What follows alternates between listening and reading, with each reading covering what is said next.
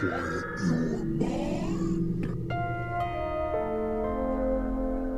Ever since the Earth has circled the Sun, there have been fantastic tales of wonder and mystery that the fate of heart dare not discuss. But three brave, uninformed souls have the brass to tackle every extraordinary happenstance, from the modern age to the dawn of Mantis.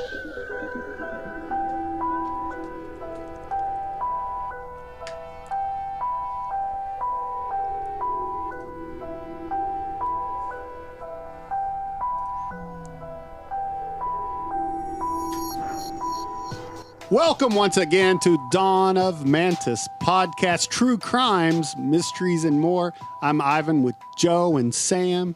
Yeah, Joe and Sam. How are you guys doing tonight?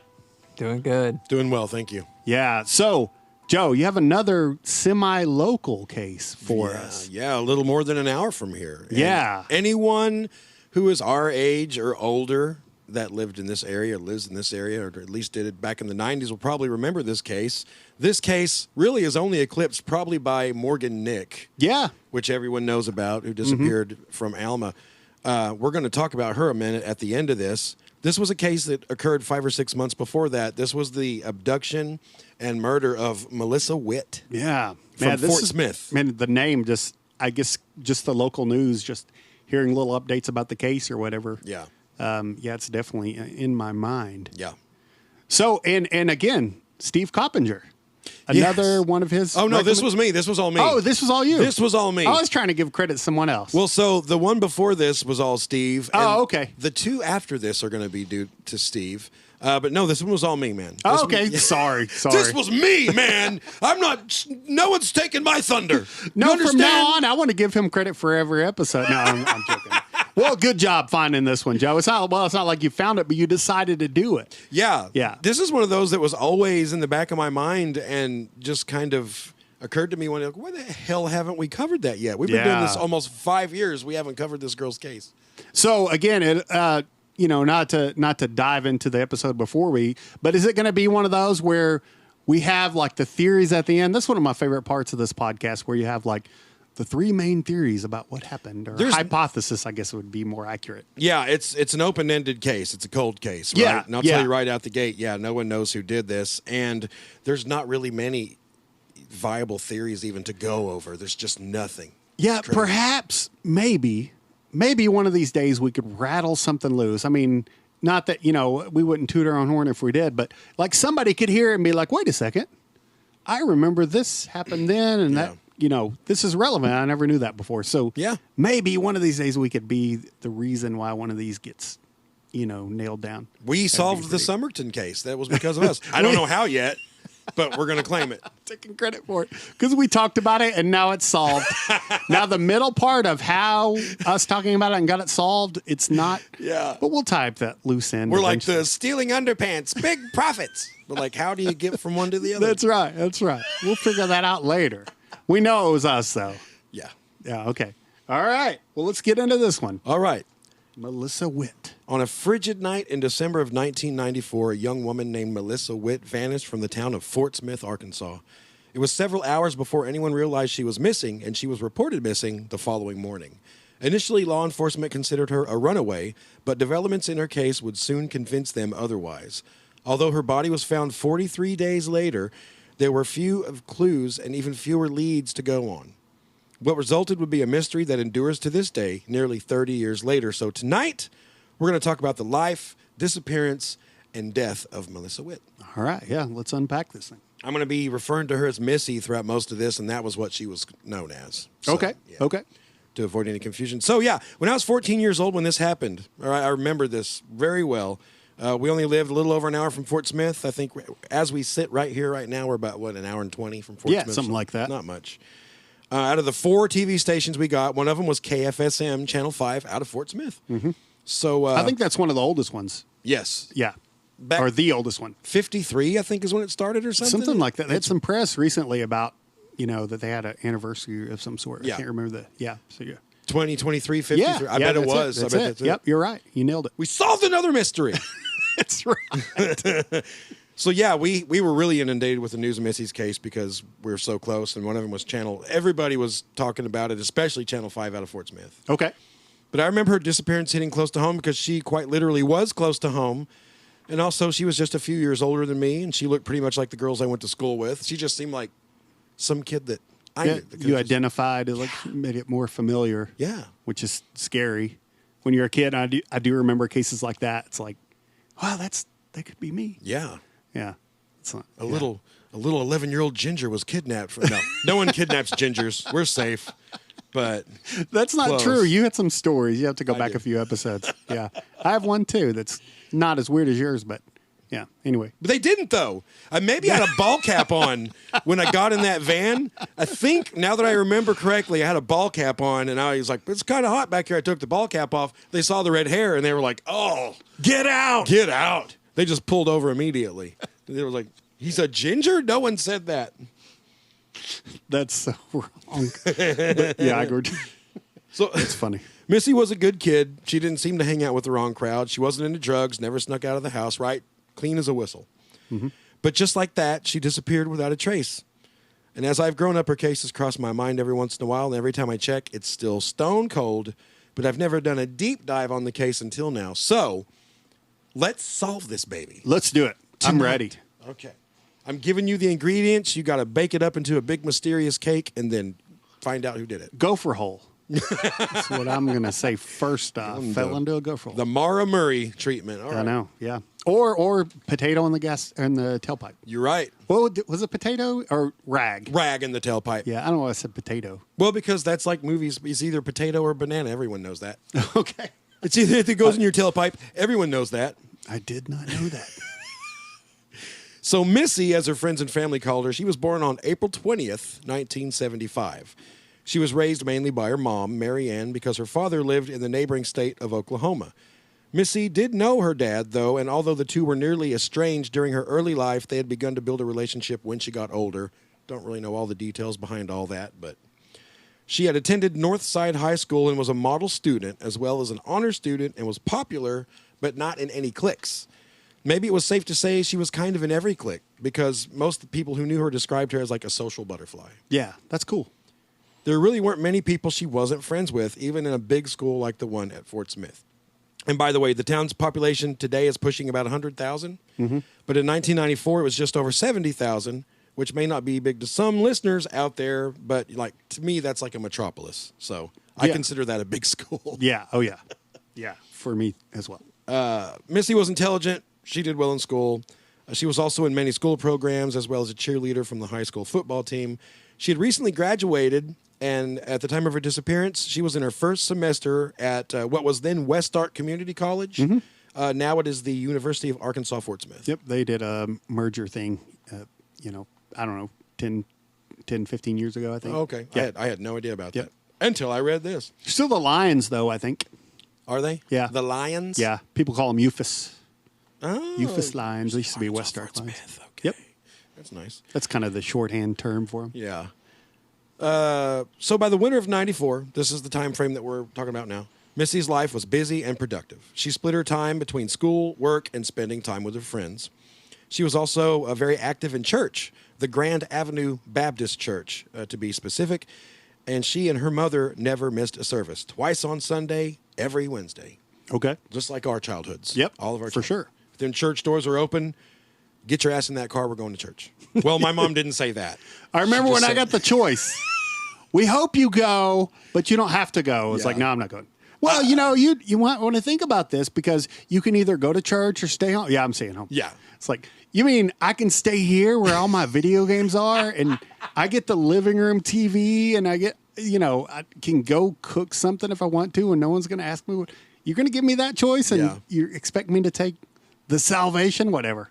I'm taking the instant gratification. I'm a kid, right? Yeah. No, mine did the same. How Later old were on, you? I was like 10. Wow. Yeah. Oh, yeah. No, like when I was like 6 or 7 or 8, I think about it a lot. Like I would just set my alarm at 6 a.m. and just ride my bike into the sunset or into the dawn or On whatever. Sunday morning? Yeah. Or like Saturday or Sunday morning or whatever. I would just go and I had to be home by dark, but they didn't like. It's crazy. I mean, remember I'm that. surprised I'm not on a milk carton. Oh, yeah. right now. Yeah, Yeah, but that's how it's different. That was me growing up in Cincinnati, Yeah. Arkansas, not Ohio. Yeah, But yeah, man, I remember riding down. It was like a mile and a half or so down to the little Cincinnati Mall down there. My Yeah. dad, this sounds like an Andy Griffith thing. My dad would give me 2 nickels to go down there and buy a soda pop and a candy bar or some saltwater taffy. It wasn't that long ago, yeah, but, you know, yeah, yeah. It wasn't, but it had that kind of feel to it. it did, man. Yeah, yeah. All right. Everyone's childhood has that feel, I guess, until now. 50 years from now, it's like I'd get up early and I'd get on VR. And they just let me go to whatever world on VR Yeah. I wanted to. It Then was totally unsupervised on my VR. Then I checked my social credit score to make sure I had enough points to buy bread that day. But I said something offensive, so I didn't. It's totally Ready Player One. You need to watch it if you haven't. It's a great movie. Mariah just talked to me about that. Oh, yeah? Yeah, I was like- It's great. It's the pop culture stuff. Anyway, what she said. check it out later. Yep. So this was Melissa's life, Missy's life, until, of course, December 1st, 1994. That is the day. Okay. So let's cover the day. Yeah, let's do it. It was a Thursday and began like most other weekdays at the Witt household. Missy and her mom woke up early and got ready for the day. They had breakfast, and before leaving for class, Missy asked her mom if she could borrow some money, and Marianne said no. This resulted in a small argument, nothing like a blowout white trash trailer park Jerry Springer thing, but just like a civilized argument. Yeah, just like something like, I gave you $10 last, Yeah. week. What'd you do with it? Well, and there was one report I read where the detective referred to it as he said she'd asked her mother for a small loan. Oh, okay. So it was like, yeah. But everybody else says she just, either way, it was some amount of money because the whole time I was doing the research, I was like, oh, okay, so she probably asked her for $20 or something. Yeah, it could have been. Yeah, that's kind of what I was thinking. $20 to $50. Yeah. I mean, you put it today's money, it would be like asking for, $7,500. I mean, no, I'm seriously. Yeah, like, I think it it's would true. be kind of like, that's kind of a lot, It's Yeah. like, that's not, we don't have the budget we didn't budget that in or whatever. But then this detective has to, throw a wrench in everything and say a small loan. So asking for that amount of money, it would make sense that it resulted in an argument more than like $20. Maybe she asked her like, hey, you know what? I need $500. Yeah. Yeah. Yeah. It's, know. It's just, you don't know, like when you throw out a word like small loan, like what it would be exactly. Yeah, I guess at this point it doesn't matter, but there was Maybe it just does. discrepancy. Maybe it does. I don't know. Devil's in the details. So, But I doubt it doesn't matter. I doubt it. Yeah. After this small argument, Okay. Missy left their small house at 500 North 40th Street, got into her Mitsubishi Mirage, and she drove to West Ark Community College.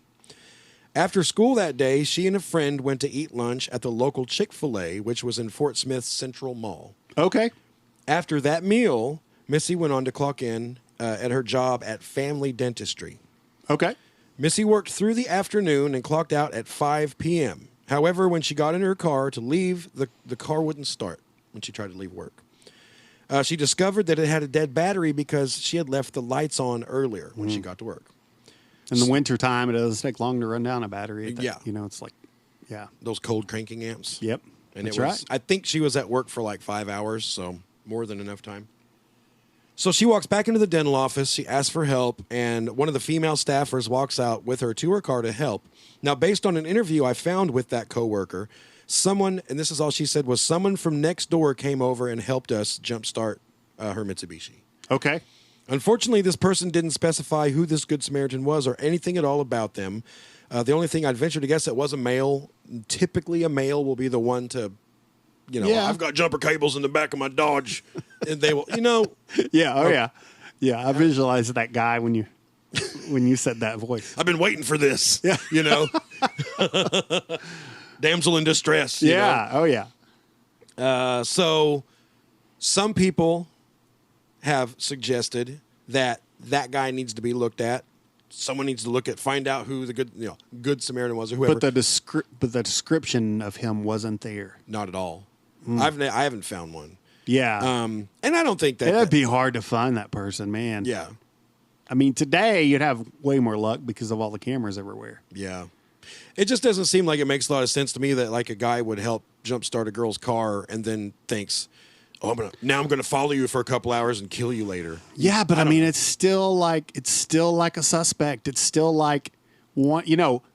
If you go through the true crime checklist, like you look at the last few people to see the person. I'm assuming this is one of the last few people to see her alive. Mm-hmm. So you got to check them out thoroughly, and it could be the click where the guy sees the girl and it's like, I want to harm this girl. Yeah. I don't know that they think that way, but you know what I mean. Well, like Edmund Kemper said, this is paraphrasing, but he literally said, he would see a beautiful girl, and he said I would sit there and think about how beautiful she was, and then my next thought would be, I wonder what her head would look like on a stick. Oh man, yeah, old Ed. So old Ed. That was the guy that man. That is classic. It's Ed. very chilling how smart this is, and I told him I've said this like 10 episodes ago, and I told my daughter this, so I'm going to say this to everyone that might be listening. Like, he pretended he would pull over a girl like that would need a ride or whatever. He'd pull over and he would act like he was in a big hurry. Like, well, I don't know if I have time to take you over to 4th Avenue. Like, and act like kind of, PO'd that she would ask for a ride or need a ride or whatever. Yeah. Like, well, okay, I guess. Yeah. And that was his disarm. That was basically his Ted Bundy arm in a sling. Yeah. To make him seem like not. It would make it seem like this guy, his goal can't be to harm us or anything. He barely even picked us up. Yeah, he almost didn't. Yeah, so. But the whole thing, it was never in question. He was going to pick them up. Oh yeah. Yeah. Super smart, man. Old Ed. I hate that. I love that. Anyway, tell your peeps about that. Might be the difference. Yeah. So we know that by the time Missy finally got her car started and was able to leave work, it was around 5:45. Okay. Okay, 5:45, 5:45, one of the two. That was Dumb and Dumber just a little bit. She did not live too far from work, so I know. I'm so dense. Pick you up 5:45. Let's make it 5:45. She did not.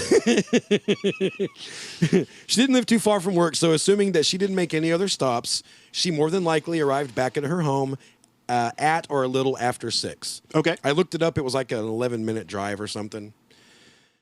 Missy arrived to an empty house that evening, but found that her mom had left a note for her, and the note read, quote, Missy, I love you, and I hope you had a good day at school and work. If you see this note, please come see me at Bowling World. It's league night, and I will buy you a burger. I'm sorry we argued this morning. I love you, Mom. So this was nothing new. Like when Missy got home, she wasn't shocked that it was empty because every Thursday night was league night. Yeah. And her mom was on a league, so that's where she usually was. Mary Ann had left the note in hopes that her daughter would join her and once again to maybe catch up and, quell any hard feelings from the argument that morning. Okay. So Mary Ann and her friends bowled until later that night. This is at Bowling World, and she was disappointed that Missy never showed up. Disappointed but not concerned. Who knows if she'd even seen the note, right? This is thinking like Mary. And even if she had read it, Missy didn't always come join her mom at the bowling alley, only sometimes. Yeah, had a rough night at work. I'm tired. Yeah. I'm just going to chill here. She thought nothing at all. Yeah. When Mary Ann arrived home later that night, it was empty.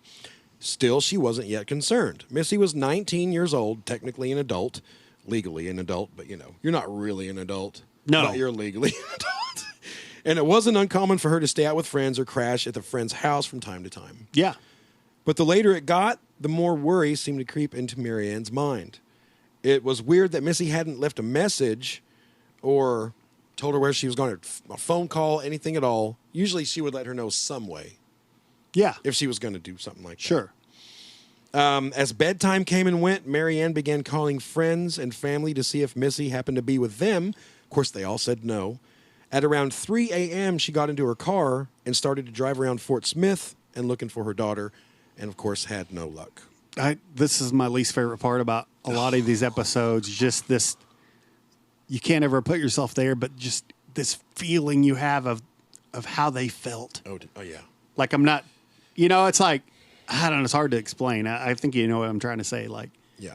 Can you, I don't even want to say that. Well, it's I like almost said, can you imagine, but I don't even want to. Every parent knows that, 10 seconds of terror when you're in the store or somewhere public and you look down and you don't see your kid for a second. Oh yeah, You know, where your heart jumps up into your throat and just for a few Sagan seconds. hid in the clothes rack. Oh, the classic move. God, the circular clothes rack. Go in the middle of it. You're killing me, son. Like, where is he? I thought he's with you. Oh no! And luckily he's in there. You can hear him laughing a little bit. Yeah. Yeah. Just imagine that, and then it never ends. You know what I do when I play hide and seek with Sagan? This is not a missing person thing. I totally cheat because I'm like, if he's hiding, are you ready? Yeah. Okay. And then I walk. If I can't find him for a minute, I don't want to play too much hide and seek. He'll listen to us later. He's like, my dad's a jerk. What a tool. And I'll get like closer to him. Are you ready? Yeah. I'm just basically playing Marco Polo. He doesn't even understand. Eventually he just won't answer or whatever. Yeah. I just like call him in. It's like, oh, there he is. He's in this room. I could hear him. That's not nice. But if you want to win against a toddler, I recommend that That's tactic. true. But I mean, so I should have, are you hiding, Sagan? Maybe that's what we should do in those scenarios. Yeah. Because, I bet G does that too. Oh, she has before. It is Yeah. not cool, man. Yeah. We're talking about our 6-year-olds, if you have Yeah. 5. They're 17. Yeah. I hate when my 17-year-old hides in the clothes rack. Yeah. So after driving around Fort Smith, Marianne, she finally gets home and hoping maybe Missy will be there. Then she's still not there. So somehow Marianne, she does fall asleep at some point. She wakes up the next morning, still no Missy. So then it is absolutely like, this is absolutely wrong. She calls the Fort Smith PD and tells them, I got a missing person. I need someone to come out and take a statement or whatever. Didn't we bust the 48-hour thing? Like when it's think we not did. always like, we won't even take the statement until 48 hours. Yeah, I don't think that's true. No. It's like a movie thing. Yeah, because there's exceptions to that. Yeah. Like with age, or like if it's an older person that's cognitively, you know what I mean? Yeah. I think, I don't know. There's no like hardline 48. I don't even think there's a hardline 24 hours anymore. Yeah. I did think there 24. was. Yeah. Yeah. I don't know. Yeah. Well, I think it was different time spans. It's probably a manpower thing. Probably it's like they get a lot of manpower out after a certain amount of hours or whatever. Yeah. Yeah. Anyway. So yeah, she calls, and before long, an officer was at the Witt residence ready to take a statement from Marianne. So she told the officer Missy had never done anything like this before, because she hadn't, and that she had called every friend and family member she could think of, and no one was able to locate her so far. Also, she had not shown up for classes at West Ark that morning, which was super weird. Yeah. Never happened. But the one part of Marianne's statement the officer seemed to focus in on the most was the argument that the two had that morning before Missy disappeared. I mean, I get it, but I also get that teenage, of course, 19, but teenage girls and moms, they're getting into some arguments. Yes. Even great kids. Yeah. It's Yeah. like super common. Yeah. But then I guess if that teenager disappears a few hours later, Well, that's that's true. when they. You have to take all the evidence in. So, yeah, you do have to think that way, too. Yeah. So I get it. You got to be, it's a very broad thing. And I don't know anything about anything, but I know that. Like, you got to look at everything. Yeah. Yeah. So, so he was zoning in on that. But Marianne was really clear. It was just a brief argument, more of a spat, really. Yeah. A tiff. Yeah. Yeah. Nothing crazy. Yeah. But the officer insisted that Missy had more than likely just taken off a few days to cool off. So he was, Okay. He read into it like that.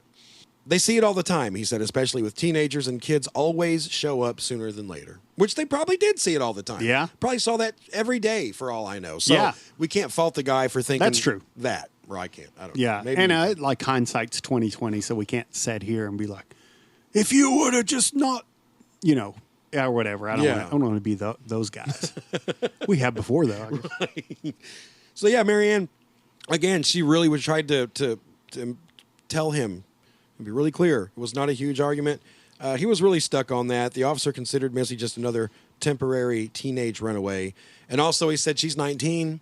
Yeah. And she's an adult, so there's no law Sure. saying that an adult can't just drive off into the sunset. Yeah. So that's what he kind of took from the situation. When he returned to the station, the officer filed the report away, didn't give it any more thought. Whoa. That's different. Yeah. So I would like to think that if you look at, normal behavior, like great kid, doesn't miss class, doesn't miss work. It seems, I said I wouldn't, but I am. I'm backpedaling, sorry. But it seems like if it's out of their normal pattern of behavior, that it seems like that shuffled to the top, It right? should be. Yeah, you would think so. Yeah, but again. If they've never missed class and they just didn't show up and they weren't there the night before and none of the acquaintances or friends and family can find them, I think that warrants some sort of I wasn't going to say anything until didn't you say you put it away? Yeah. Didn't think of it anymore? Then Yeah. I'm like, whoa, wait a sec. Yeah, because, it was his opinion that she was just going to show back up and we'll file it right there and she'll be back and we'll close that one out.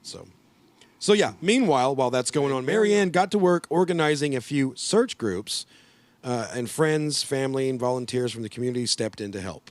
Flyers were printed and plastered all over town, and when the local news stations heard, they got involved as well.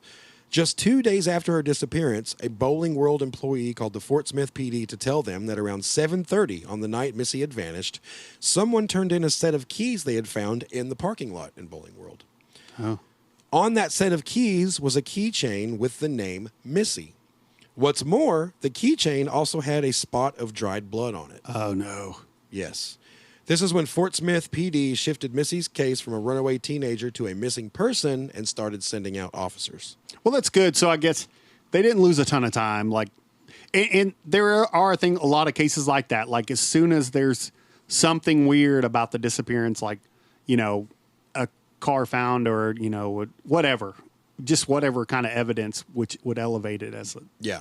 Yeah, and because, I think a foul lot of play. people, it's their, I don't know, they have the urge to shit on the cops in all these cases. Oh, yeah. Well, a cop should have done this. But Yeah. if I was a cop, I would have done. And I don't try not to do that because Yeah. I'm trying to think like I'm Officer Jim and I've taken probably 1,700 missing teenager reports in my Sure, life. that's true. And Yeah. 1,700 of them came back. You're right. So when 1701 it happens, I would probably say as well, I think she's just going to be back. Don't worry about it. Yeah. I don't know. But the second the keys came available, even the keys probably by themselves, Yeah. that even without the blood, that would have alarmed them. Yes. Because that's weird. Because supposedly she didn't make it to the bowling alley. No. But she did. Well, Yeah. I guess. Well, not inside. Yeah. We're going to cover She that. made it to the parking lot at least. Yes, we know that for sure. Yeah. The chief at that time was a guy named J.C. Ryder, and he began fielding the dozens of leads that started pouring in. Because remember, this is also on the news media now. It's kind of blowing up. Sure. Immediately after the keys had been linked to Missy, her car was located where the keys had been found, the Bowling World parking lot. That's right. Although Marianne never knew it that night, her daughter had indeed came to see her. And before anyone makes any judgments on how her car wasn't spotted that night, we can look it up on Google Maps. I did 100 times. The bowling alley is huge. It's like a Walmart supersized bowling alley with a huge parking lot. Missy's car was parked fairly far from the building's entrance, about 164 feet, I measured, close to the turnout, and with the rest of the lot full of cars that night, it would have been easy to miss. Don't say about, though. It was 164 feet. It was you measured. 164 feet. Yeah. No, hey, don't be shy. That's awesome that you did that. You're like, well, I might have measured. Oh, come on, man. We run a tight podcast here. You looked it up, and that's awesome. I was curious. How far was she? 164 feet is not that far, but it's pretty far. If it's a darkened parking lot full of cars at night, It's over half the football field. That's, yeah, I get you. Yeah, Fairly far. that's, yeah. Good work. So how it wasn't noticed being the only car in the parking lot over the previous 2 or 3 nights, that's a different story. I don't know. Well, I mean, what kind of car was it again? It was a little white Mitsubishi Mirage, just a little white 2-door plain-ass car, 93. Probably common car. I Very. mean, maybe it's just, in the people's mind, her mom and like, she didn't ever make it to the bowling alley. She didn't. Right. So they're thinking like earlier.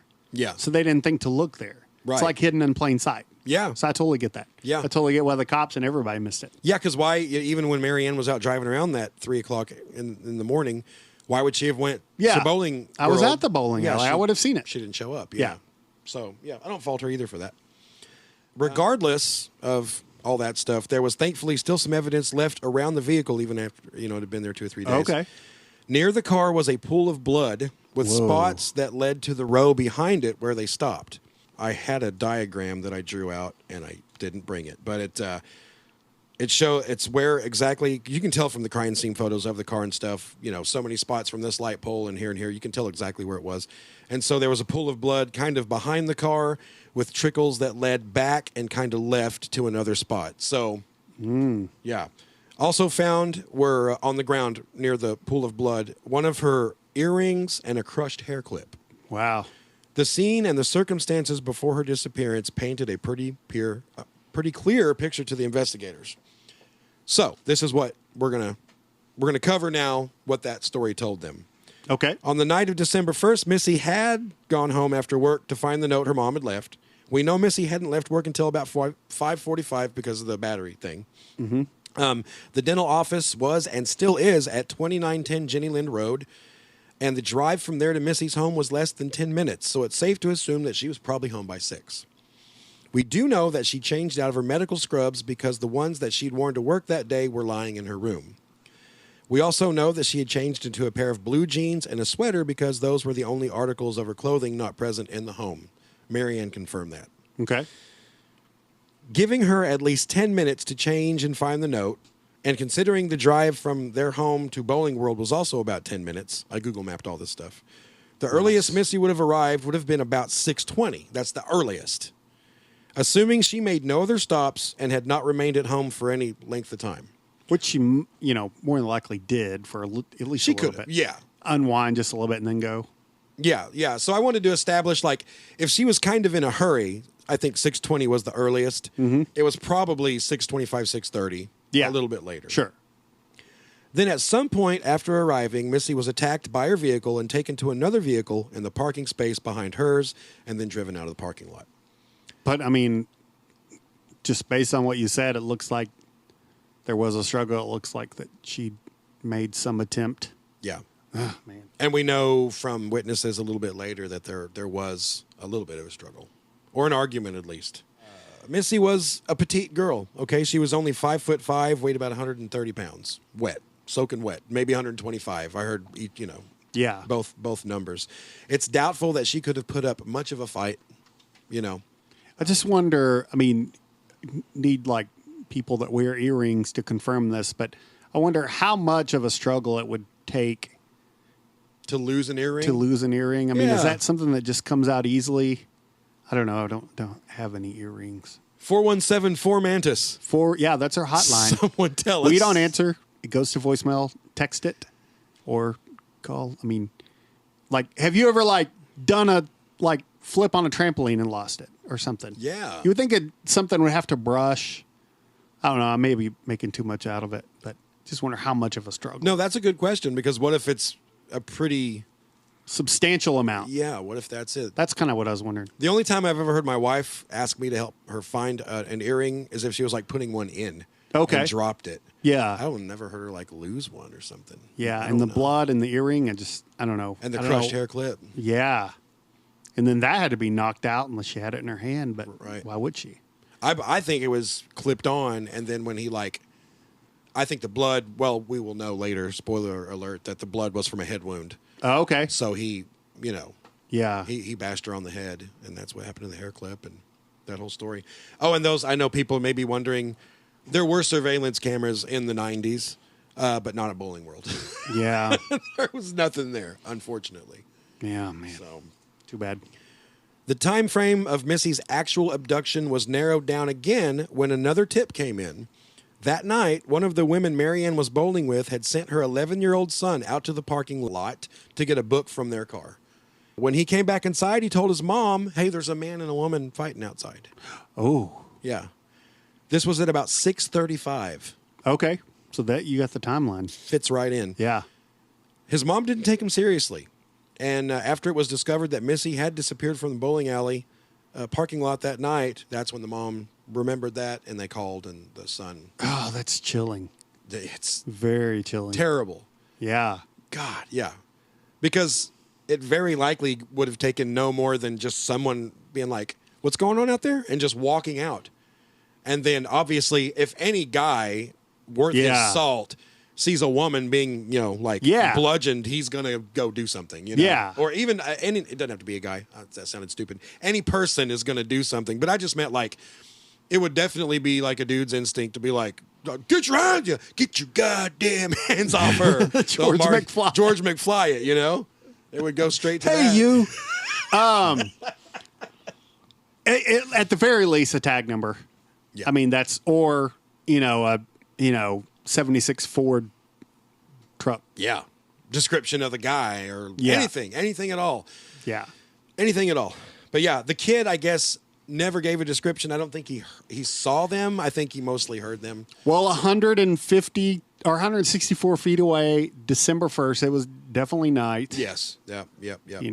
In December, it's dark at like 5:04. Super depressing. Hate it. Yeah. So, yeah. Sad. So Detective J.C. Ryder and many others believe to this day. Sorry, I did a click. Oh. It was Ivan this time. Yeah, I don't normally click. Do I, Sam? I don't click as much as. But you have to read. Never. You have to read. So, like, you click before. I do. Pre-read. Yeah. I don't know why you did. Mine was like a click of disgust. Like, dang it. Then that's totally understandable. That one doesn't even need to be edited out. Yeah. No, it's good. That's a. That's a. Yeah, why? That kind of click. That must be our remnant of your African ancestors, right? Their clicking language. Oh, that crazy language. In their language, that must be like, dang it. That's amazing. That language is like the coolest thing I've ever heard. Yeah. And I have no idea. I wonder if that's click for dang it. Like, dang it. We may have just said some curse words or something. I don't know. Yeah. Horrible. Sam will have to bleep over the click. It'll be like, bleep, like a really quick bleep. He said something even worse. I don't know. That's stupid. All right. Okay. Detective J.C. Ryder and many others believe to this day that boy heard Melissa Witt being abducted. Yeah, man. The time frame, it's just too spot on, for the time frame. Yeah. So assuming Missy had arrived around 6:20 to 6:30, this creates about a 15 to 20-minute window in which she was abducted. It's worth noting here that later on, a young girl also came forward to say that she had witnessed Missy and a man arguing that night. She was even hypnotized, and a composite sketch was made. She also remembered that Missy had yelled the man's name, and it started with a B. Oh. I don't know if that is even, I don't know how viable that is, but this is a pretty good eyewitness testimony, really. Yeah. Normally it's pretty vague and doesn't match, but this does. Yeah. And it was also around 6:35-ish, 6:40-ish. So it was like those people heard Melissa Witt being abducted. They absolutely did. Yeah. There's no other, unless another girl was yelling, "Help me," that night at exactly the same time in the same parking lot. They heard Melissa. It's crazy. Yeah, man. In the days and weeks that followed Missy's abduction, an army of police, detectives, and volunteers searched for her and continued to distribute flyers. Her case was also exhaustively covered by every news station within several states, as well as some local stations, like I talked about earlier. Marianne was interviewed many times and made tearful pleas to whoever had her daughter to bring her back safe and unharmed. The police would ultimately interview over 300 people and did their best to rule out coworkers, friends, patients at the dental office, neighbors, relatives, every person who ever had anything remotely to do in Missy's life. Yeah. So you go down the normal list. Mm-hmm. Like, was there anyone that would want to hurt her or whatever? Yeah. Yeah. And they probably, I said I didn't know, they probably tracked down whoever helped her jumpstart her car. Oh, you think? I think, how could they not? When they went over the course of the events leading up to her disappearance, and then what happened? Okay, then a gentleman came and helped you jumpstart her car. Who was the gentleman? I think they would follow that. Okay. I would. I mean, what's chilling about a lot of true crime stuff? I think we've talked about it before, but it's almost always on a cold case file. It's almost always someone they looked at. Oh, yeah.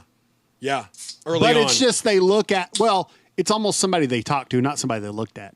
But it's like there's, we could talk to Steve about this, but there's probably hundreds, if not thousands of names on a list, right? Yep. And it's got to be frustrating because probably the name's in there. of the person. Yeah, I've seen a lot, like with cold cases, where some, like this thing has been cold for 20 years, and then some brand new detective comes in, and he's like, you know what? I'm just going to start from day one. Yeah. Start all over. And it's always some guy they already talked to, and he's like, whoa. And he follows it a little bit, maybe deeper than the first detective did. Yeah, I've seen so many cases where something was solved like that. It's crazy. Yeah, I don't know. It's another chilling thing about true crime stuff. Yeah. Like it's there, but there's no way to eliminate or to boil that down to the person because you just don't have the facts and the evidence to make that happen. Yeah, and I'm not under any like delusion that I could do a better job than No, because like I said, so many people no. are crapping on the like for my birthday or for something a couple years ago, my wife got me like this packet, like where you know it has all the evidence in it. Oh yeah, and you have to find out. I worked on that for like a year and couldn't discover who the murderer was. So I suck. Yeah. Like I'm okay at like reading the work that people have done and making a podcast out of it and talking about the cases. But if I was Detective Joe, nothing would get solved. I'm with you. I'm like, I know it was Colonel Mustard with the knife in the conservatory.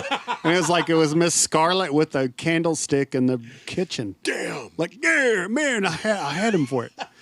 But yeah, no, I'm terrible at stuff like that too. Basically, us doing this podcast is like we're like fishing, right? Like it's a hobby. Yeah. Like, and in fact, we're not even fishing ourselves. We're watching fishermen fish and like talking about the whole process of catching the fish. Yeah, I've thought about that. I really have a newfound respect that I've gathered in the last few years for like investigative journalists and stuff.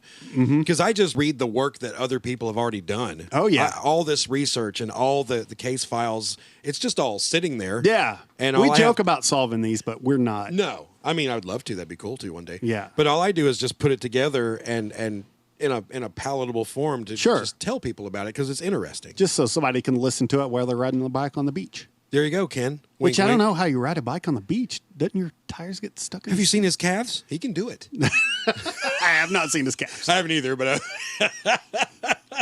I guess where the water first hits the like beach, it's like packed. Yeah. Kind of. I think if you rode up on the beach where the water's not, I think that's what it is. I think sand is like cornstarch, man. Like it's solid when you apply pressure. Is sand like cornstarch? They got cornstarch beaches over in Australia. Everyone knows that. I'm not answering that. They asked me in a redneck accent. Ask in your normal voice, and I'll tell you the answer. We're talking to Ken again. We talk to Ken sometimes. We'll talk to him a lot. You got to get used to it. So usually a jilted ex-lover or boyfriend would be a prime suspect. But Missy, she'd casually dated, but never really had like a boyfriend. Okay. In fact, her diary revealed the most intimate contact she'd ever had with a boy was a kiss. Oh, okay. Yes. So very doubtful that now it's not to say there wasn't some dude that was crushing on her. Yeah. I'm sure there was. Yeah. Oh yeah, she was gorgeous. Yeah. We're going to put her picture up along with this story on Instagram and maybe on the YouTube video or whatever. But yeah, she was a beautiful girl, so that's a definite possibility. Yeah. Police even rounded up every registered sex offender in the area and had them provide their alibis for the night of December 1st, 1994. And there was a lot of sex offenders in the area at the time. Yeah. I looked at it. It was a long list. Pretty creepy. Yeah. Sometimes I search kind of the area, and it makes you feel weird when you're driving by that house. Like, hey. Yeah. You know. Yeah, but it's like you don't ever know exactly what happened, but you're like, let's not try to sell fundraising cards at that house, maybe. Man, you remember my two-story, the old farmhouse? Yeah. Way out in the country? I told this on the podcast before, but someone that had lived there previous to me, like 3 or 4 years before me, and I know the name because I looked it up, was a registered sex offender. Oh, great. So like half the time I lived there, when you looked up the sex offender map, there would be a dot on my house. Oh, no. Yeah. And I was like, we got to get this fixed. Yeah. But when you clicked on the dot, it was this other dude's name. Oh, okay. Obviously not me. But yeah. People are like, why do you let him live with you? Like, he doesn't live there. I don't even know him. This needs to be updated like immediately, please. Yeah. None of my daughter's friends are everyone says no, they won't come to the house. Well, let me just type in the address. No, you're not going there. No, you're not going there. There's a blue dot on it. So hundreds of leads were pouring in at this point, and police were doing their best to follow each one to its conclusion, like they do. Unfortunately, some proved to be a huge waste of investigators' time. For example, several people called in to say they'd seen Missy and a black man arguing in the bowling alley parking lot that night. Police poured in, a lot of resources, hours, and manpower into this before eventually discovering the argument had actually taken place well after Missy had been abducted from the parking lot. And what the witnesses seen was a totally unrelated argument between a couple. Yeah. Like a white gal and a black guy. But people said they saw Missy. But I guess it's because they knew she was missing and they'd heard other people say there was an argument.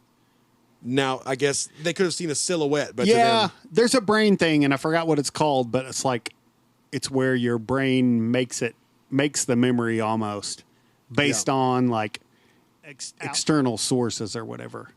Yeah, they deal with that a lot. Yep. Another thing that's frustrating is like on cases where they have a body or whatever, these people false confessions. Oh man, it takes a ton of like resources. There's always false confessions. Yeah. So the audiobook I was listening to a few weeks ago about it's actually written by what the Mindhunter series, the profiling, the FBI profiling. Oh, it's that lead detective. I forgot his name in real life. Either. But anyway, he was like saying that like he wishes the penalties for that were quite severe.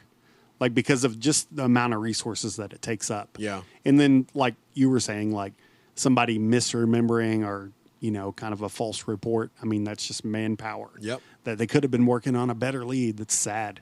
Yep. But that's just what happens. And it takes away some of those things we don't know because you can't know, but they may have actually prevented someone from being found. Yeah. I mean, think how many hours you're spending on, you get that report and it's not credible and you're just, it's sad. Yep. And my next sentence here in my notes, you've been doing this a long time, so you already know. I said, it was 6:30 to 7 p.m., so it was fairly dark by that time. So it was unlikely that someone could have seen her from any great distance and been able to tell it was Missy anyway. Yeah, that's true. So late on the night of January 12th, now this is about 6 weeks after Missy's disappearance, someone left a strange voicemail with the Fort Smith Special Crimes Unit. This is where it gets freaking weird. Oh, man. In the message, an older-sounding woman with a thick Southern accent, this is Arkansas, was heard saying, "You got to do it. Do your best older woman Southern accent. Pretend like I don't have teeth. Get over here and tell them what you know." Right? That's what it said. Okay. That's what it said? Yeah. Get over here and tell them what you know. And then they heard one word from a man, "No." And then the caller hung up. Great tip. The recording has never been released, but police say that another exchange caught on that recording revealed they're 100% sure it was concerning Melissa Witt. Okay. So it sounds like someone called in trying to get someone to say something else that they knew, and they hung up about Melissa. By that time, hundreds, if not thousands, of calls had come in concerning Missy's case, so the call probably would not have initially seemed strange, except for the events that took place the next morning. Okay. Around 9:40 a.m., the following morning, January 13th, 1995, two trappers hunting near Turner Bend in the Ozark National Forest discovered what they at first thought was a mannequin, but upon closer inspection realized it was the nude body of a young white female lying about 30 feet off a remote logging road. The location was in Franklin County, about 60 miles or an hour drive to the northeast of Fort Smith. The trappers had reported the discovery to the Franklin County Sheriff's Office, who immediately alerted authorities in Fort Smith.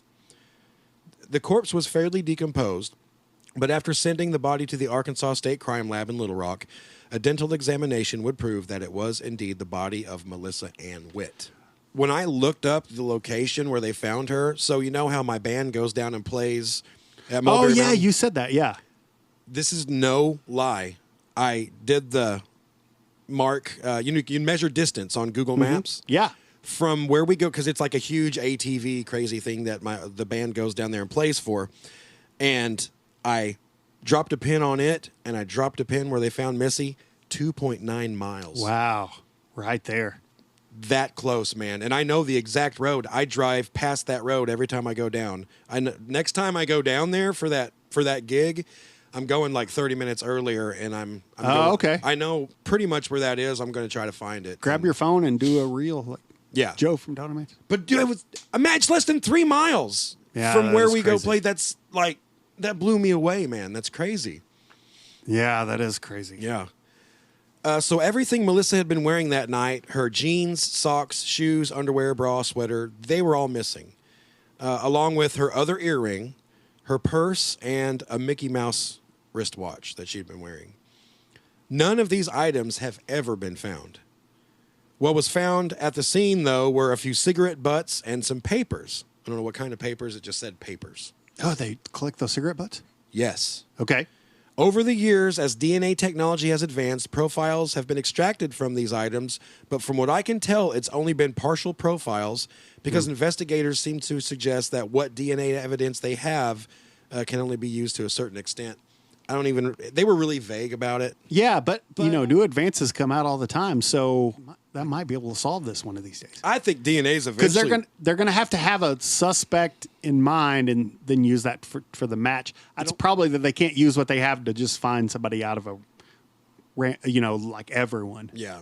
But I mean, eventually, maybe they could do that. I think they're going to eventually be able to extract DNA from almost nothing. Like it could be, Gerald farted in the seat of a 78 Ford Ranger 35 years ago, and we're going to find that at the junkyard and cut that part of the seat out and have like a full DNA profile. I think it's going to be that wild.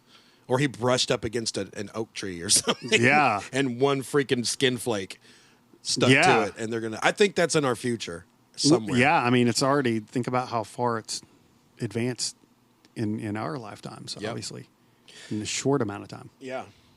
An autopsy revealed that Missy had been struck in the head, like I said earlier. Police already knew this based on the crushed hair clip and the blood found. Your head bleeds a lot. Yeah. I've had just a little scrape before. Yeah. And it just keeps on. It's for some crazy. reason. Yeah.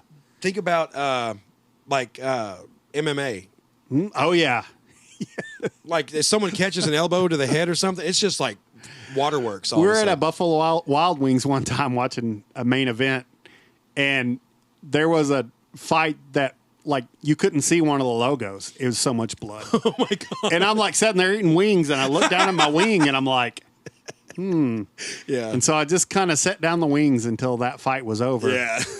And then I continued on after. But yeah, it was and I'm not one of those that gets grossed out easy, stuff like that. But that was enough for me. I was like, yeah, I'm going to wait on this for a little. I'm not just, my stomach's not totally, wanting this food right now. I'm going to wait just a minute. Yeah.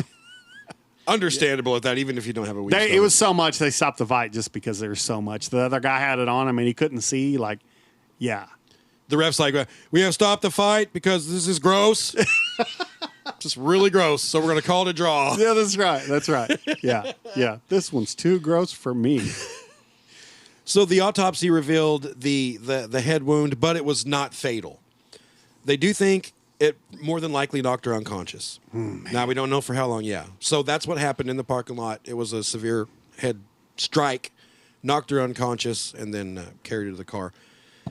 By the time of her discovery, Missy's body was too decomposed to determine whether or not she had been sexually assaulted, but because she was nude, a sexual component has always been assumed. Mm-hmm. Based on the partially digested Chick-fil-A meal found in her stomach, it is estimated that Missy was killed fairly soon after abduction, probably the same day as what the general consensus is. Another thing the autopsy revealed is that Missy died, this is rough to read, by strangulation from behind, and that she had been killed in the area where she was found because soil, leaves, and debris native to the Ozark National Forest were in her mouth and airway. So she was held down, face down on the ground and strangled that way.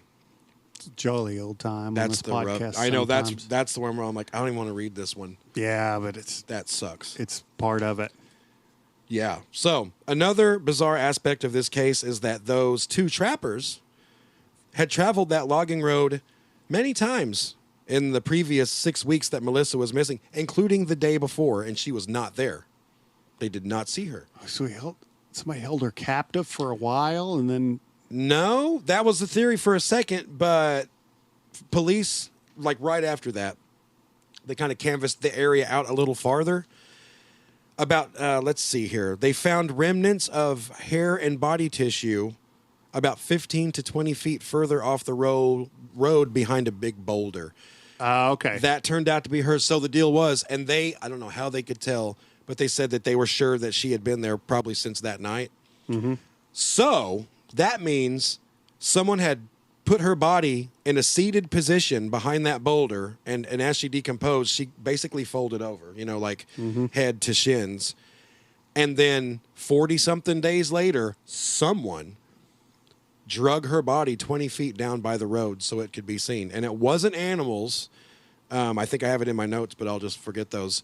There's no claw marks, teeth marks. There was some small, but it's going to take a bear or a really big bobcat or something to move a 130-pound corpse. Yeah, you know what I mean? Yeah, and you would expect, like if it would drag her that far, wouldn't it do some more damage to her? Yeah.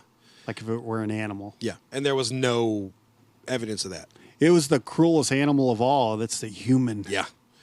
Yeah. So some humans only do stuff like that. That's true.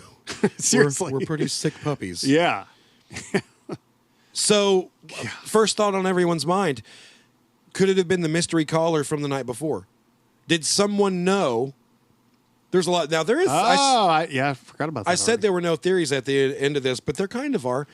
Did someone know and move the body and then, call in, but lost their nerve at the last minute and was just like, no, let's just let her be found? Or I don't know. That's just that's where the detectives' minds went for a minute. Yeah, man. No telling. Not long after Missy was found, a hunter called in to report that 3 days after her disappearance, he had been driving down the same logging road where she would later be found and had spotted a dark gray or black car parked beside the road. It had a blue-colored decal, or it may have been purple, on the left rear quarter panel. A man was standing by the car changing his clothes, and this struck the hunter as odd because people usually don't drive a car up there. They're usually in a Jeep or a four-wheel drive. He was in like a Honda or something. It wasn't literally a Honda, but it was just like a sedan. Mm-hmm. And then the guy seemed out of place. He didn't have any hunting gear on. He was, he's just changing into just like street clothes. Yeah. The man was described as white, 20 to 30 years old, standing roughly 5'11" and around 180 pounds with curly blonde hair. The hunter had put the strange sighting out of his mind until he saw that Melissa Witt had been discovered really close to that same spot. Yeah. So then Definitely relevant. So we do have a few suspects. Okay. Let's talk about them. Although the case ran cold and has largely remained that way for nearly 30 years, there have been many suspects, several of which have never been cleared. There was a fellow Ozark student of Melissa's who had been released from jail but just before her abduction. He had volunteered to help search for her and had interjected himself into the case several other times as well. Profiles talk about that. Yeah. Yeah. He failed to provide a solid alibi for the night of December 1st, 1994, but police have never been able to completely clear or involve him in the murder. They didn't even say his name. When I saw J.C. Ryder talked about him and another detective, a lot of the detectives really like this guy for this, but that's like where it ended. Oh, okay. So that's all on that guy. Yeah. I didn't have a name. I'm sorry. Let's just call that's him okay. Jim. Yeah. Another suspect is a guy named Larry Swearingen. On December 8th, 1998, 4 years and 1 week after Melissa Witt's murder, a woman named Melissa Trotter was murdered in Conroe, Texas. A mountain of evidence soon pointed to one man, Larry Swearingen. Immediately, investigators noticed the similarities between Melissa Trotter and Melissa Witt's cases were staggering. Both girls were named Melissa, it's obvious, but both were 19, both were college students, both had been sexually assaulted, both had been strangled to death, both had been dumped in a national forest. They even looked eerily similar. And I know what you're thinking. Conroe was a long drive from Fort Smith, and you're right, it's about 450 miles, 7-hour drive. But then police discovered that Larry Swearingen's grandparents lived in Clinton, Arkansas. Oh. Just a 2-hour drive from where Missy's body had been found. That's a tie. It's a close tie.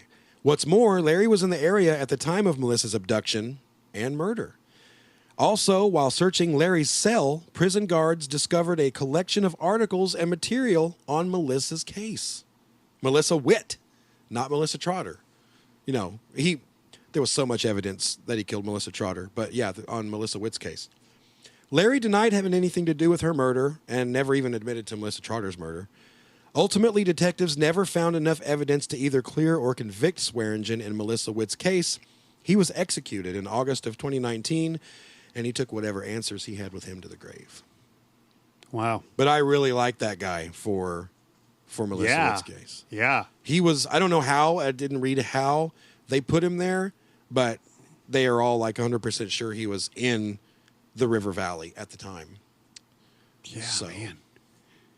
Too bad you couldn't get that DNA profile to confirm or deny. Yeah. I'm sure someone's thought about that, surely. Oh, yeah. Tried it. They had to have. So here's another suspect, Charles Ray Vines. That sounds familiar. Well, have you watched the Morgan Nick documentary? Not yet. He's also a suspect in that case. Oh, okay. Because Alma Okay. and Fort Smith are only Yeah, no, they're right there. 6 miles apart or Sure, something. yeah. So, yeah, he's a suspect in both cases. So, yeah, Vines lived in Fort Smith where he raised a family and worked construction when he wasn't helping in his father's mortician business. By all outside appearances, he was a family man and a model citizen back then. But Charles Ray Vines had a big secret. He was a necrophiliac, serial rapist, and killer. That's not good. Let's rewind. He was a necrophiliac who worked as a mortician with his dad. Wow. That's convenient. Oh my God. That's convenient for him, right? Oh my God. That's like if you're a car guy and your dad has an auto body shop. Yeah. But in a way more twisted way. Like, have you been outside? Have you been out driving them cars around again? I'm supposed to be fixing up. Yeah, man. And this guy was doing the same type of thing, but have you been messing with those bodies I'm supposed to be fixing up? Fix it up. I just realized I could say almost exactly the same thing. It's no different. My God. I was like dry heaving. Dude, this is a necrophiliac that worked as a mortician. Oh my God. All right, we'll just pass that. Between April of 93 and August of 95, 3 women were attacked in and around Fort Smith. The first one was an elderly woman named Lily Jones. She survived the attack. The next was 58-year-old Juanita Wofford, and she was brutally beaten and murdered. Last was 74-year-old Ruth Henderson, who received the same terrible treatment as Juanita. Following this, the attacks stopped, and the cases went cold for 5 years until March 2000. That is when a 911 call came from a residence in Crawford County. This is so weird. We've been to every place.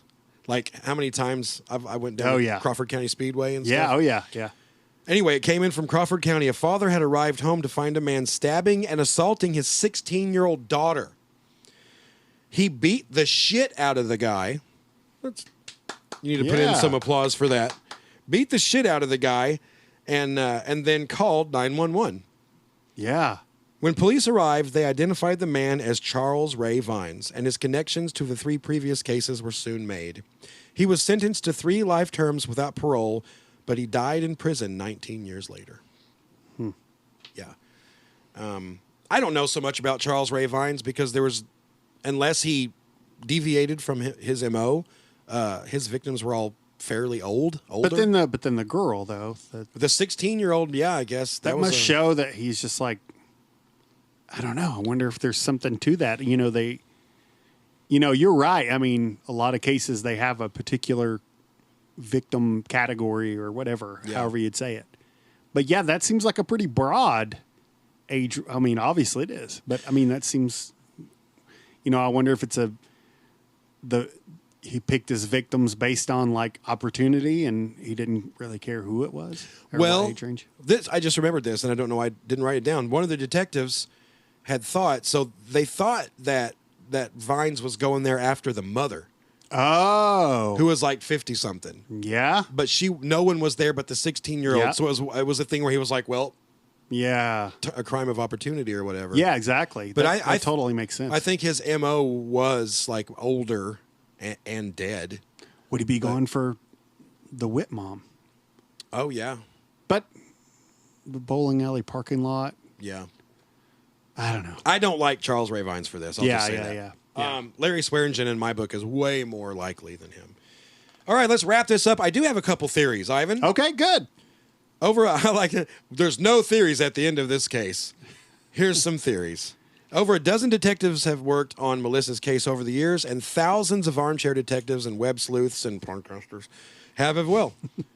This has resulted in no shortage of theories. Most people feel Missy knew her attacker, but not everyone. Some people believe it was a random crime of convenience, that she was simply in the wrong place at the wrong time. If Melissa Witt had any troubles with a stalker or a bully or someone she dated, she never told a soul, didn't even write it in her diary. They have her diary. Most people believe the crime was committed by a single person, but others feel it could have been two or more people. There are also plenty of theories as to who moved her body. Many feel the killer grew unsatisfied over those 40-something days and returned to move the body to a place where it could be discovered so he could get some notoriety. Others believe Melissa was moved by someone else who knew about the murder, felt bad for the Witt family, and had tried to give them some closure by moving her where she could be found. Per the call. Yes. Yeah. I don't know why I don't believe that one. I kind of feel like more like it was the killer who did it.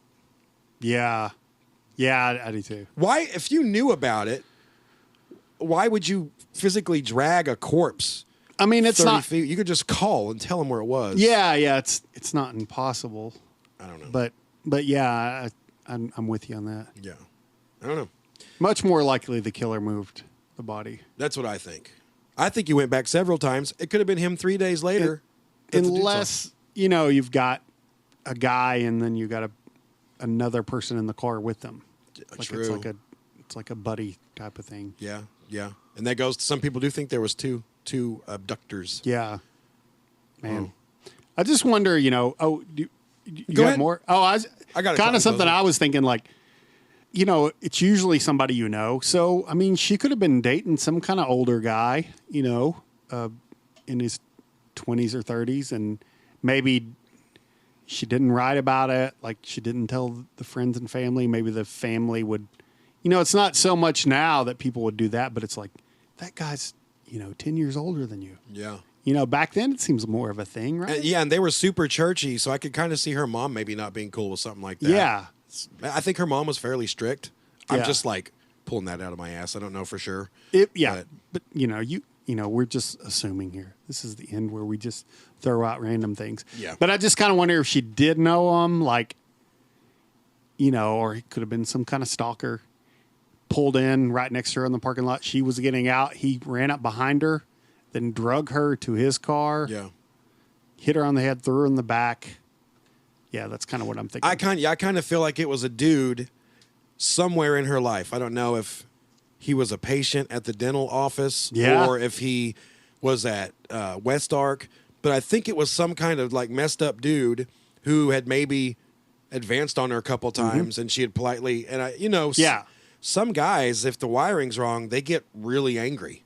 Well, that true crime case, not to go back to it, but it's recent in my mind, the one I was listening to on the audiobook, it was a guy that they figured kind of cased, like was kind of a stalker, and he got to where he knew her routine. Yeah. And then he grabbed her right by her mailbox. And she lived out of town. Broad daylight, she was getting the mail. And did she know the dude? No. Oh, wow. Yeah. Okay. No, turns out they didn't at all. So that's kind of more of a rare case. I think she knew the guy. I don't know. I've been shut down by ladies before, and I didn't want to kill them. I've talked about it so many times on the podcast, but my first cold call ever, and this was back in the 90s where you had to just look up the phone number in the book and just do a cold call, and the phone rang on a telephone that had a crinkly cord to it that was hooked to the wall, guys. Oh, yeah. It was so crazy. Yeah, and it's super, like some of them had like where you could be like 20 feet away from you. Yeah, it's a really long cord. Yeah. I'm so fancy. But and then you like pour your heart out and they're just like, no, thanks. Yeah. And so it hurts, but some dudes take that to a whole different level. Yeah. Like, for sure. I'm going to get you now because of, so I kind of think it was more of something Yeah, like when that. she was grossed out by the dude and he approached her or at some point or called her or, well, didn't call, but whatever. Like he could have been like, I'm going to follow you around and wait for the opportunity. But if it in was a some, dark like- parking lot in December. Like some Elliot Rodger type character. Yeah. Yeah. Yeah. So go listen to our episode on Elliot Rodger Yeah. if you want to know what that means. Yeah. Yeah. That's a few back, but it's a good one. So yeah, let's close it out. It's been nearly 30 years since Melissa Ann Witt was abducted and brutally murdered. Unfortunately, both Mary Ann and Melissa's father have passed away, never knowing who took their daughter from them. But the case is still open and will remain that way until it's solved. Detectives still actively work the case, and a host of podcasts, documentaries, and news updates have kept Missy's case from fading into the darkness. That's what we're doing. If Missy were still alive, and I pictured this for like a while before I wrote this, she'd be 48 right now. She was always ambitious and would have more than likely fulfilled her goal of becoming a dental hygienist, I'm guessing. She was already hard at work at it. Yeah. She'd probably have a husband and a couple kids, and I feel like she would have stayed local. I feel like she would have stayed around Fort Smith. This is all, by the way, this is all just me pulling stuff out of my ass. Yeah. She'd probably have some nice brick house in a suburb at Fort Smith, and she'd drive a Lexus. You know, she'd be kind of bougie. She'd probably get together with her girlfriends on the weekends and, binge watch Grey's Anatomy and drink red wine. Now, I may be way off. I didn't know her, but that's what I see. She would have definitely watched Grey's Anatomy. She would have, yeah. You're right about that one. That's you got to turn in your girl card if you. That's right. But on a cold night in a dirty parking lot in 1994, someone took that away from her. Will they ever be caught? I don't know. Are they even still alive?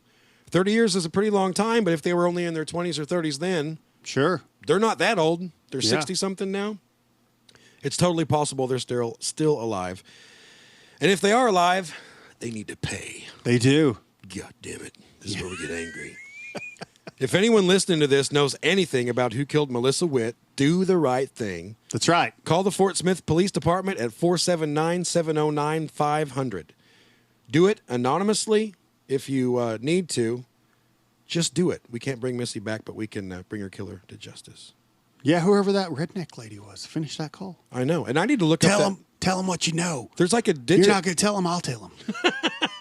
Yeah, you tell him, lady. Yeah. Do you know what he knows? Tell him. Yeah. I got to look up that number because there's a digit missing. If you dial that number, it's going to go to nothing. Because No, there's a that's digit. my best friend. I couldn't tell on him. He bailed me out of jail the other day. Oh, 5,000. 479-709-5000.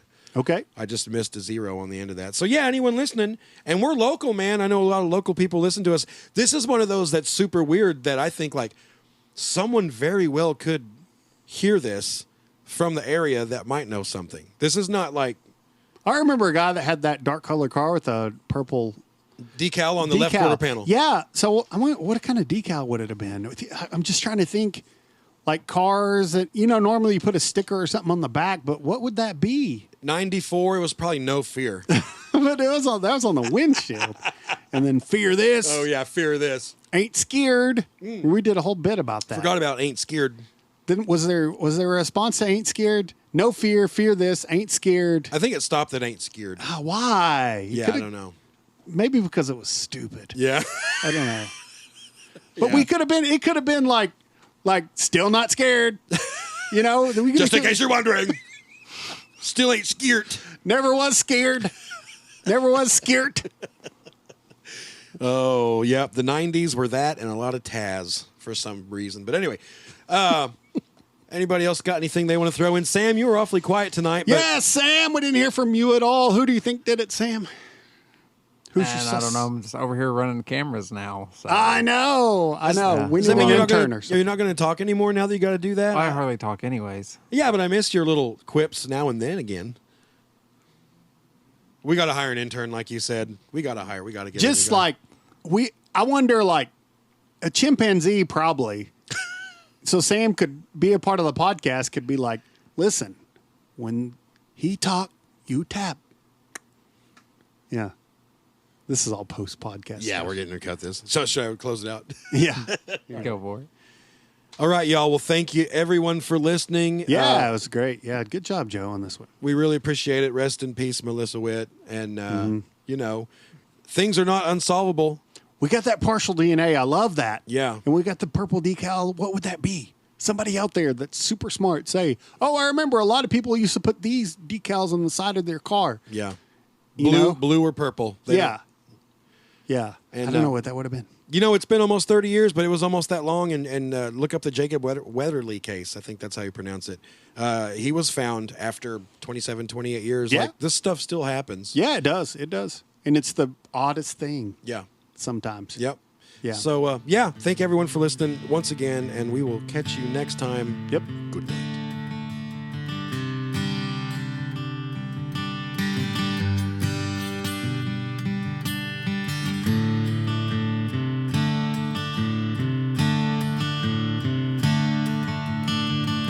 Let me tell you about some fellas I know, named Ivan, Sam, and Joe. They got themselves a little podcast, you know. And they talk about everything under the sun that they find interesting, spooky, or fun. And they sure ain't trying to impress no one. The remedy to too much time on your hands is take a little listen to the dawn of Manti.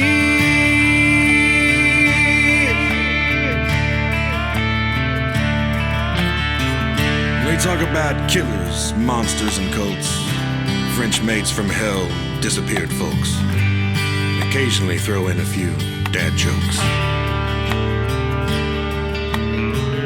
They try to make every story extra nice by adding their own ginger spice. Not one time or two, but thrice. The remedy to too much time on your hands is take a little listen to the dawn of Manti.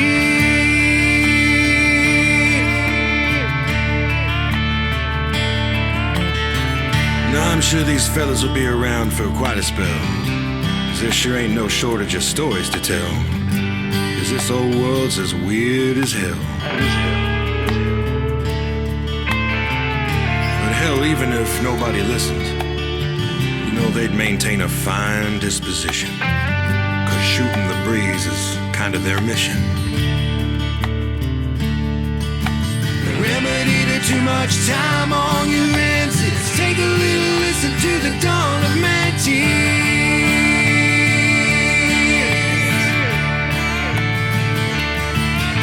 The remedy to too much time